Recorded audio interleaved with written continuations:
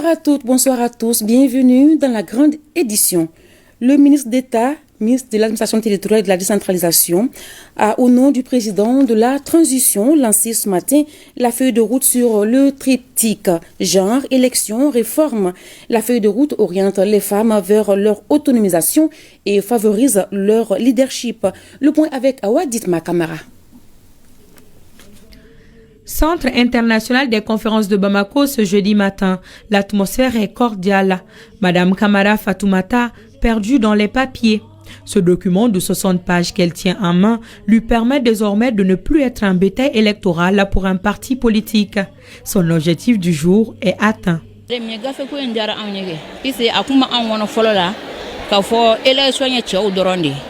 N'a daminɛna sa cɛw de bɛ taa ka taa an mobiliser an bɛ taa ka taa vote ye hali n'u ko k'u b'an dogo liste la u b'an bila dernier de la ni élection kɛra peut-être bɛ min ta k'a bila an kun i bɛ taa sɔrɔ hali o t'an ka commune mɔgɔ ye mais sisan ne n'a faamuya sisan k'a fɔ an tɛ dɔn ka mɔgɔ ka tɛgɛrɛ la bilen an yɛrɛ de b'an ka tɛgɛrɛ fɔ an b'an ka dɔn k'a la an tɛ dɔn ka mɔgɔ si ka tɛgɛrɛ la bilen an yɛrɛ bɛ an bati ka taa fɔ an kan ka se yɔrɔ min an fɛnɛ ka taa ɲɛ sɔrɔ ko la.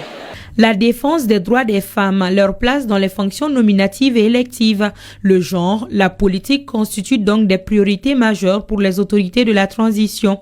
Celles-ci, à travers cette feuille de route, veulent permettre aux femmes de ne plus être le dindon de la farce. Et cela se comprend aisément par ces chiffres.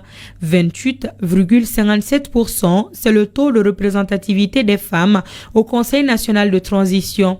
Dans un contexte marqué par des transitions politiques et des défis sécuritaires, il est primordial de mettre en avant la voix et les besoins des femmes au Mali.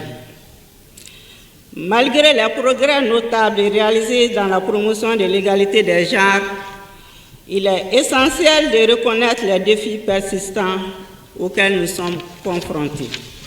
La feuille de route est accompagnée par un plan d'action de 2 ans. La mise en œuvre de cette feuille de route doit améliorer et renforcer le portage institutionnel, politique et organisationnel de la prise en compte du genre par l'écosystème électoral des femmes. La feuille de route sur genre, élection et réforme ne visant pas que l'intégration des femmes dans le processus électoral et les réformes politiques et administratives, mais visant surtout une symbiose implication des hommes et des femmes aux différents processus de refondation enclenchés par les plus hautes autorités, je suis convaincu que sa mise en œuvre effective impactera ou changera les conditions de la femme malienne et aussi aidera à bâtir un Mali meilleur et inclusif où la voix de chacun de ses fils et de chacune de ses filles compte. Cette initiative du gouvernement de mettre les femmes au cœur de sa politique bénéficie de l'assentiment des partenaires techniques et financiers. Ils voient en cela un bel avenir pour cette couche importante dans l'ancrage de la gouvernance.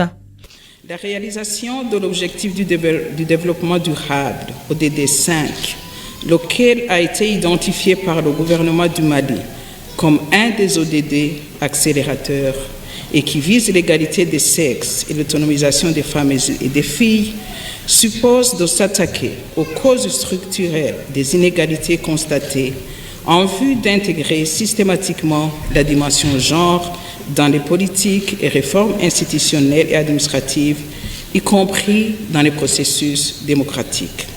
Dans tous les pays, il faut absolument la participation effective de la femme dans les institutions de l'État, mais aussi dans la prise de décision et aussi dans comment nos lois sont formulées. Et cette feuille de route vraiment met en lisière la façon dont le pays va travailler dans les mois à venir pour pouvoir assurer la participation effective des femmes dans ce processus. Des engagements forts qui réconfortent les autorités de la transition dans leur démarche. Je voudrais rappeler ici le rôle prépondérant que les femmes ont joué et continuent de jouer dans le processus de refondation de notre pays.